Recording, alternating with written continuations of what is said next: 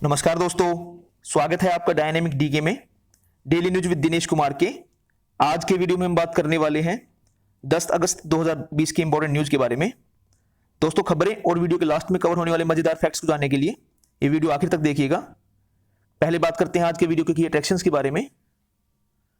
हमारे आज के वीडियो में एग्रीकल्चर इंफ्रास्ट्रक्चर फंड, प्रधानमंत्री किसान सम्मान निधि योजना, भारतीय जनता पार्टी, भारत संचार निगम लिमिटेड यानी कि BSNL, universal service obligation fund, DRDO, e Bazaar platform और भारतीय उद्योग परिसंघ यानी कि सीआईआई का जिक्र आया है, जिसे मैंने स्लाइड्स में ब्रीफ इंट्रोडक्शन के साथ अलग कलर में हाईलाइट कर दिया है।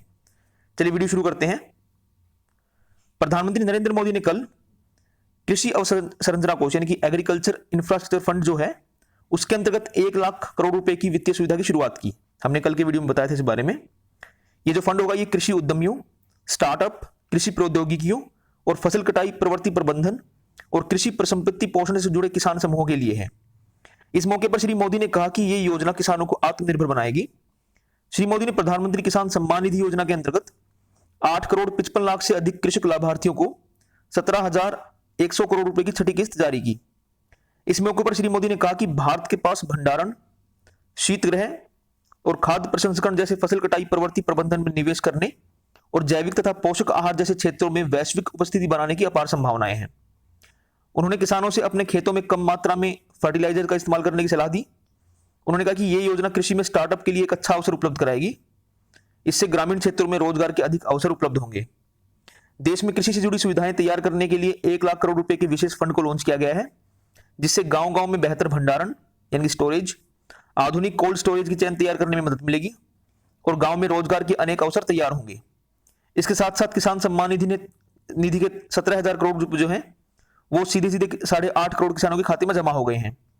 श्री मोदी ने बताया कि इस कार्यक्रम में कल जारी राशि इससे इतने अधिक लोगों तक पहुंची है जितनी कई देशों की पॉपुलेशन है। उन्होंने इस कार्यक्रम को लागू करने में महत्वपूर्ण भूमिका निभाने और रजिस्ट्रेशन से राशि बांटने तक सभी प्रक्रियाओं के माध्यम से किसानों की मदद करने के लिए राज्य सरकारों को बधाई दी। अगली खबर की ओर बढ़ते हैं। प्रधानमंत्री मोदी ने कल कहा कि अंडमान निकोबार के 12 जो आइलैंड हैं उनका चयन उच्च प्रभाव वाली परियोजनाओं के विस्तार के लिए किया गया है।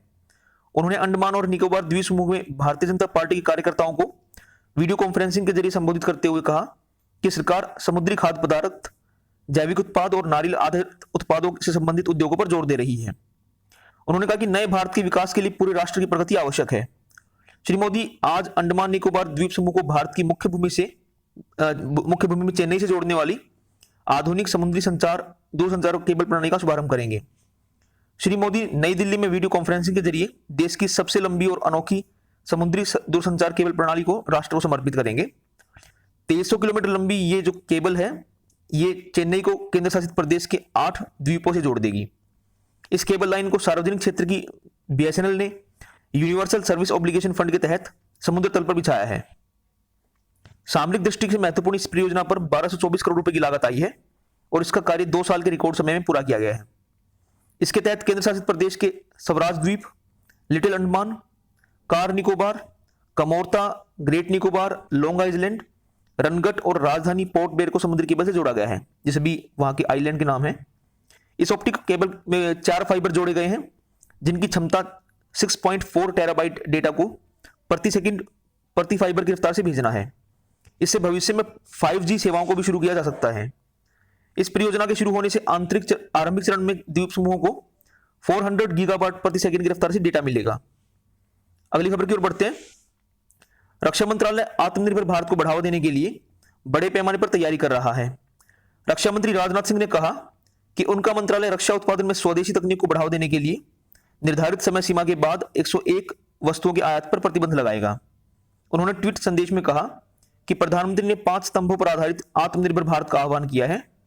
ये स्तंभ हैं अर्थव्यवस्था, आधारभूत ढांचा, व्यवस्था, जनसंख्या और मांग। रक्षा मंत्री ने कहा कि इस निर्णय से भारतीय रक्षा उद्योग को उन वस्तुओं के विनिर्माण का अवसर मिलेगा जिनके आयात पर बैन है। उन्होंने कहा कि भारतीय निर्माता अपने डिजाइन और विकास क्षमताओं के अनुसार रक्षा सामानों का निर्माण कर सकेंगे। श्री राजनाथ सिंह ने कहा कि देश का रक्षा उद्योग सशस्त्र सेनाओं की आवश्यकताओं की पूर्ति के लिए defence research and development organisation की ओर से डिजाइन और विकसित की गई प्रौद्योगिकी भी अपना सकता है। रक्षा मंत्री ने बताया कि रक्षा सामान के आयात पर साल 2020 से 2024 के दौरान फेज्ड मैनर में बैन लगाया जाएगा। अगली खबर की बात करते हैं। वाणिज्य और उद्योग मंत्री पीयूष गोयल ने व्यापारी समुदाय का आह्वान किया है कि वे आत्मनिर्भर भारत अभियान को सफल बनाने में पूरा सहयोग दें। नेशनल ट्रेडर्स डे के अवसर पर उन्होंने कल व्यापारी समुदाय को वीडियो कॉन्फ्रेंसिंग के जरिए संबोधित करते हुए कहा कि भारत में बनी वस्तुओं को लोकप्रिय बनाने के लिए ग्राहक जागरूकता अभियान शुरू किया जाना चाहिए।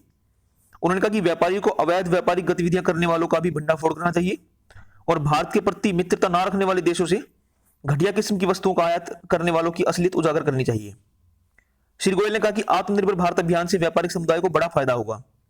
उन्होंने कहा कि सरकार ने अगरबत्ती, खेलकूद का सामान, टेलीविजन, टेलीफोन और टायर जैसी स्वदेश में बनाई जा सकने वाली जो बहुत सारी वस्तुएं हैं उनके आयात पर पाबंदियां लगा दी हैं। उन्होंने एक अनुमान के आधार पर बताया कि 10 लाख करोड़ रुपए के मूल्य का आयात देश में ही वस्तुओं के उत्पादन से आसानी से कम किया जा सकता है। उन्होंने व्यापारियों से प्रधानमंत्री के वोकल फॉर लोकल यानी कि स्थानीय वस्तुओं को अधिक महत्व देने के आह्वान पर अमल करने का भी आग्रह किया। एक अन्य कार्यक्रम में श्री गोयल ने क्रेताओं और विक्रेताओं से सरकार के ई बाजार प्लेटफॉर्म इससे जुड़ने का आह्वान किया। वे जो CII है, चैम्बर ऑफ इंडियन इंडस्ट्रीज जो है, उसके सहयोग से जैम द्वारा आयोजित चौथे राष्ट्रीय नेशनल पब्लिक प्रोक्योरमेंट कॉन्क्लेव के उद्घाटन के अवसर पर बात कह रहे थे। सरकारी खरीद प्रक्रिया में जैम की सफलता का उल्लेख करते हुए उन्होंने कहा कि जैम से होने वाली बचत को राष्ट्र के विकास कार्यों में लगाया जाएगा। उन्होंने कहा कि जैम से खरीद प्रक्रिया पारदर्शी, आसान, सक्षम, सुगम और तेज हुई है। उद्योग मंत्री ने कहा कि जैम के जरिए खरीद करने वालों द्वारा देरी से भुगतान पर ब्याज लगाए जाने की सरकारी व्यवस्था महत्वपूर्ण कदम है। उन्होंने कहा कि जैम के माध्यम से खराब किस्म के उत्पाद बेचने या उत्पादों की ज्यादा कीमत वसूलने वालों को न केवल जैम पोर्टल की काली सूची में डाला जाएगा बल्कि उन्हें पूरी सरकारी व्यवस्था से ही बाहर कर दिया जाएगा। बात करते कोविड-19 पर अपडेट की। भारत ने कल एक ही दिन में कोरोना महामारी के 7 लाख से अधिक सैंपल की टेस्टिंग करके एक शानदार उपलब्धि हासिल की है। पिछले कई दिनों से लगातार एक ही दिन में 6 लाख से अधिक सैंपल की टेस्टिंग किए जाने का सिलसिला जारी है। पिछले 24 घंटों में 7,19,364 टेस्टिंग की गई। भारत में एक ही दिन में सबसे अधिक संख्या में स्वस्थ होने का भी नया रिकॉर्ड बना और 53,879 रोगियों को इलाज के बाद अस्पतालों से छुट्टी मिली है। इसके साथ ही देश में अब तक बीमारी से स्वस्थ हुए लोगों की कुल संख्या 14,80,000 से ज्यादा हो गई है। यह संख्या इस समय इलाज करा रहे रोगियों की तुलना में दुगने से अधिक है। स्वस्थ होने की जो रेट है हमारे यहां पर वो भी 68.87% हो गई है। नेक्स्ट खबर है, रेल विभाग स्वतंत्रता दिवस के उपलक्ष्य में आज से स्वच्छता सप्ताह मनाएगा। इस दौरान विशेष सफाई अभियान चलाए जाएंगे और रेल लाइनों, स्टेशनों, कार्यालयों, आवासीय बस्तियों, कार्यस्थलों और स्टेशनों के आसपास के इलाकों में विशेष ध्यान दिया जाएगा। मंत्रालय ने कहा कि रेल लाइनों पर बिखरे प्लास्टिक कचरे को विशेष तौर पर हटाया जाएगा। चूंकि रेल लाइनों पर यात्री रेलगाड़ियों की संख्या कम है, इसलिए इस समय का उपयोग रेल लाइनों को साफ करने में किया जाएगा। इस दौरान एक जागरूकता अभियान भी चलाया जाएगा जिसमें रेलवे के कर्मचारी यात्रियों से रेलगाड़ी, स्टेशन और रेल लाइनों को साफ रखने का अनुरोध करेंगे। बात करते हैं आज की लास्ट खबर की। तमिलनाडु में मानव विज्ञान के विशेषज्ञों ने 500 ऐसी ट्राइबल जातियों की पहचान की है जिनकी अपनी अनूठी संस्कृति, भाषा और जीवन शैली है। इनमें से 6 आदिम जातियों की भाषाओं पर साउथ इंडिया के कई यूनिवर्सिटीज में काफी रिसर्च की गई है और उन्हें बाकायदा दस्तावेज के रूप में प्रोटेक्ट भी किया गया है। बात करते हैं आज की स्टैटिक फैक्ट्स के बारे में। आज 10 अगस्त है। 10 अगस्त सन 610 को इस्लाम धर्म के संस्थापक मोहम्मद पैगंबर को कुरान की आयतें नाजिल हुई थी, यानी कि उनको ये रिसीव होनी शुरू हुई थी। इस्लाम में इस दिन को लैलत अल कद्र के तौर पर जाना जाता है। 10 अगस्त 1581 को मुगल सम्राट अकबर ने काबुल को जीता। 10 अगस्त 1675 को ब्रिटेन के ग्रीनविच में इंग्लैंड के किंग चार्ल्स II द्वारा फेमस रॉयल ऑब्जर्वेटरी की नींव रखी गई। इसने साल 1676 में जॉन फ्लैमस्टीड के पर्यवेक्षण में कार्य करना आरंभ किया। ये जो ऑब्जर्वेटरी है ये ठीक उसी जगह पर बनाई गई है जहां से प्राइम मेरिडियन जो लाइन है वो गुजरती है। 10 अगस्त 1774 को सूरीनाम जो कि एक कंट्री है उसके पहले समाचार पत्र ने पब्लिशिंग आरंभ की। 10 अगस्त 1788 को रूहेला सरदार नजीब खान के पौत्र गुलाम कादिर ने मुगल बादशाह शाह आलम II को अंधा कर दिया था। 10 अगस्त 1809 को इक्वाडोर को स्पेन से आजादी मिली। यह दिन इक्वाडोर में नेशनल डे के तौर पे मनाया जाता है। 10 अगस्त 1869 को अमेरिका के ओबी ब्राउन को मूविंग पिक्चर प्रोजेक्टर का पेटेंट मिला। 10 अगस्त 1948 को इंडिया एटॉमिक एनर्जी कमीशन यानी कि IAEC की स्थापना हुई। इसका हेडक्वार्टर मुंबई में है। 10 अगस्त 1963 को कांग्रेस के वरिष्ठ नेता के कामराज ने कामराज योजना का प्रस्ताव किया। इसके तहत पुराने कांग्रेसी नेताओं से पद छोड़कर कांग्रेस को पुनर्जीवित करने का आह्वान किया गया था। इसके बाद कुछ कांग्रेसी जो मुख्यमंत्रियों ने इस्तीफे दिए थे। 10 अगस्त 1966 को अमेरिका के उताह से कनाडा के बीच में डे लाइट मीटियोर देखा गया। यह किसी उल्कापिंड द्वारा पृथ्वी के एटमॉस्फेयर में एंटर करने और उससे बाहर निकल जाने का अकेला एक ज्ञात उदाहरण है। 10 अगस्त 1990 को नासा द्वारा मैगेलन स्पेस प्रोब को शुक्र ग्रह की कक्षा में प्रविष्ट कराया गया।